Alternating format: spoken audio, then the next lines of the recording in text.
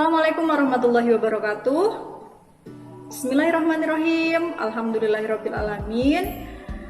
Halo anak-anakku, semoga kalian semuanya sehat walafiat dan kita semua dalam lindungan Allah Subhanahu wa taala. Bertemu lagi dengan saya, Ibu Ria Khairiyah. Di sini Ibu akan mempelajari materi tentang ikhlas, sabar, dan pemaaf. Ada beberapa pertanyaan.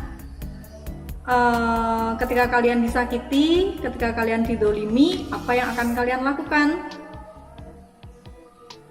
Ketika kalian mendapat musibah, ketika kalian mendapat ujian dan cobaan, apa respon kalian anak-anak?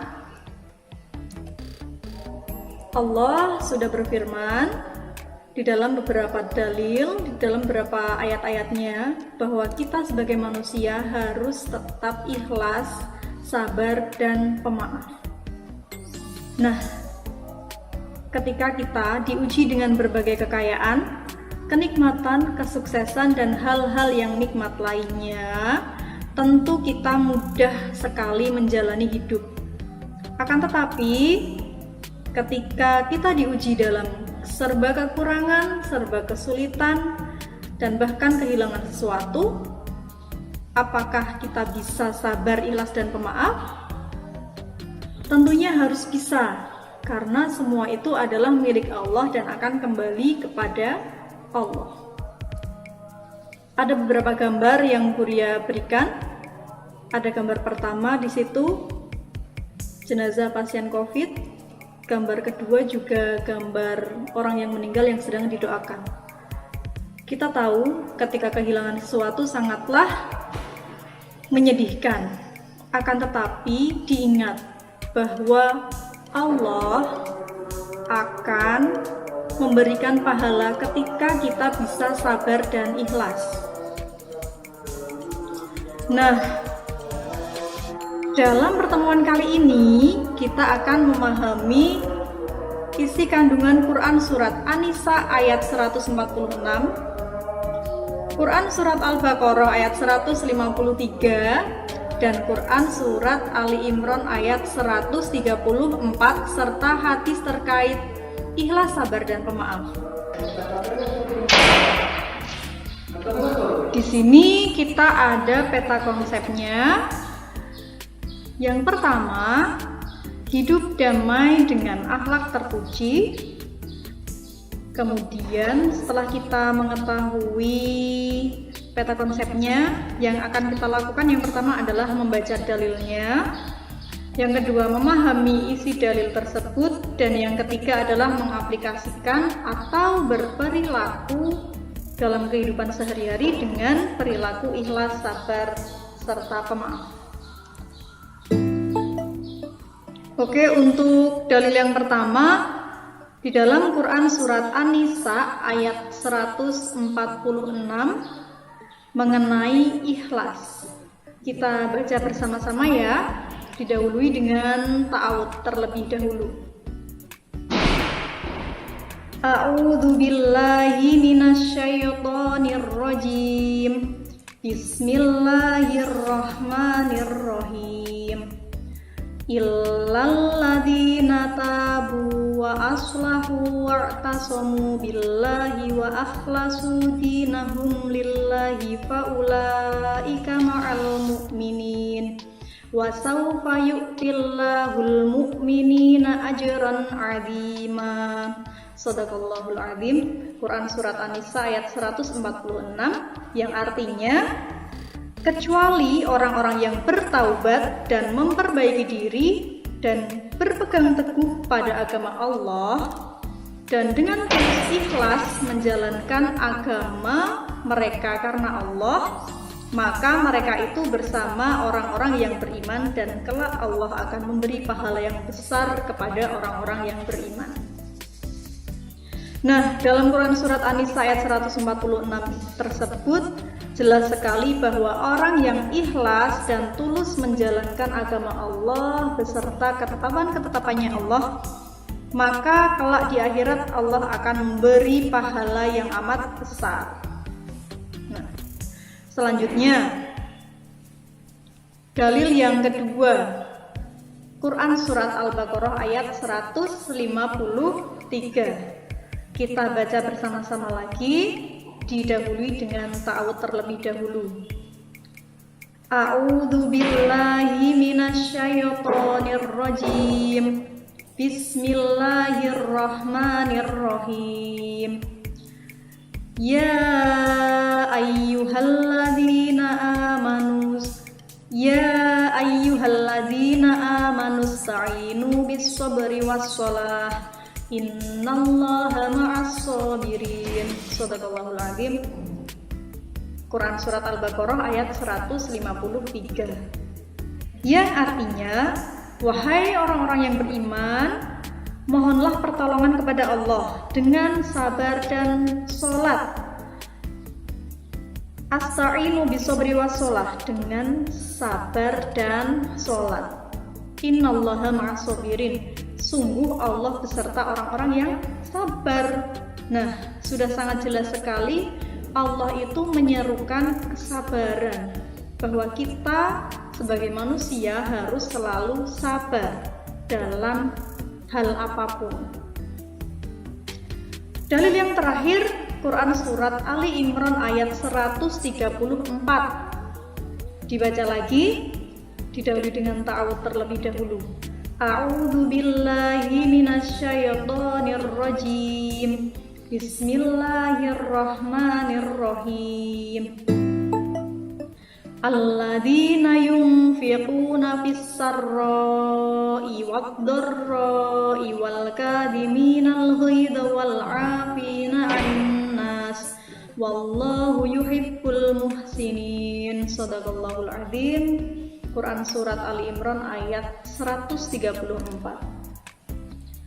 Yang artinya, orang-orang yang berinfak, alladzina yunfiquna fis-sarra'i, baik di waktu lapang, wadharra, maupun di waktu yang sempit, dan orang-orang yang menahan amarahnya, wal kadhiminal ghaidha wal 'afina 'anil nas, dan memaafkan kesalahan orang lain. Wallahu yuhibbul muhsinin, demi Allah, dan Allah mencintai orang-orang yang berbuat kebaikan.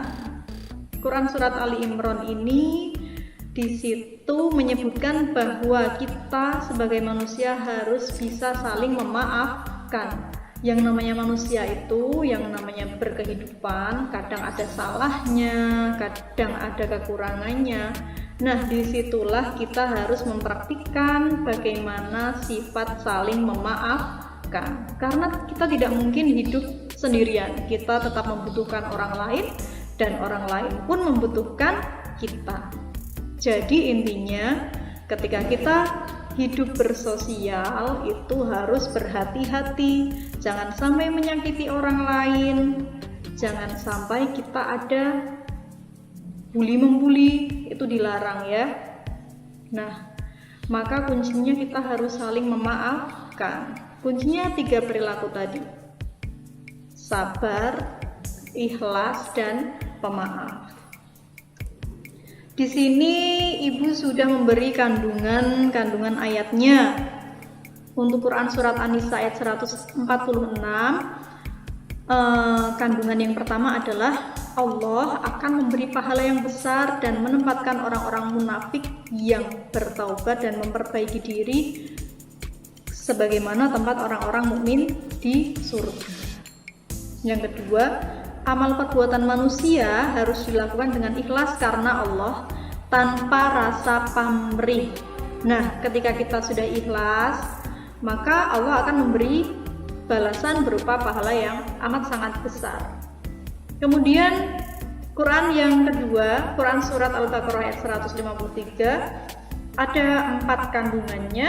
Yang pertama, Allah memerintahkan orang-orang yang beriman untuk menjadikan sholat dan sabar sebagai penolong ketika menghadapi cobaan hidup. Yang kedua, dalam menghadapi cobaan dan kesulitan hidup, hendaknya kita menyertakan Allah dalam mengatasinya. Yang ketiga, Allah mencintai orang-orang yang sabar dan mau menjadikan kesabaran sebagai salah satu sikap yang diperlukan dalam menghadapi cobaan hidup. Yang terakhir, Allah memberi gambaran bahwa kesabaran akan membawa kebaikan dan kebahagiaan, sehingga tidak ada lagi alasan bagi orang-orang yang beriman untuk larut dalam kesedihan. Bisa dipahami ya anak-anak ya?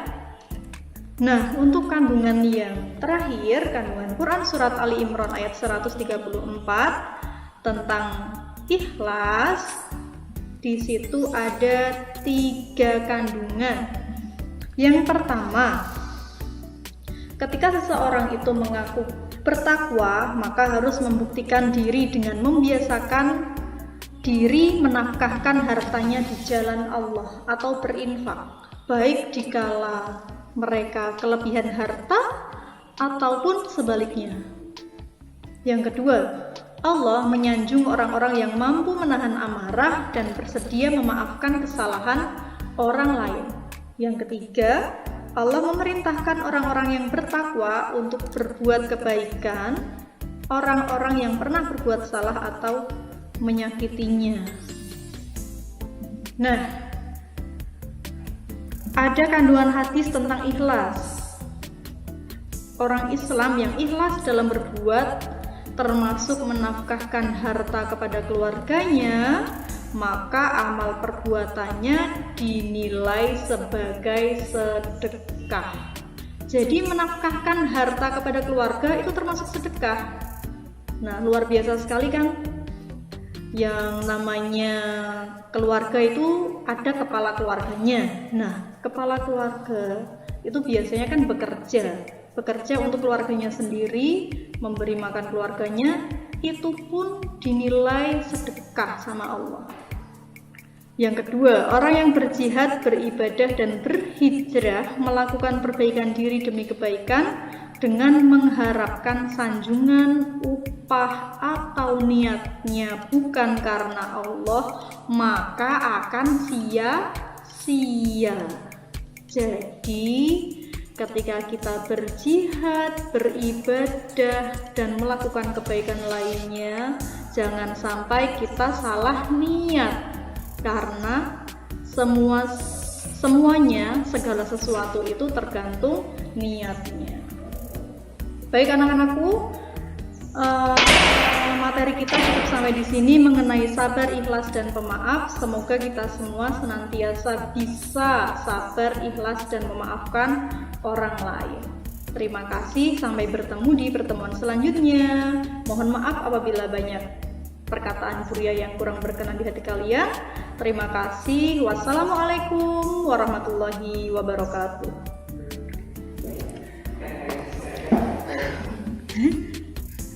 Kira-kira Bobo.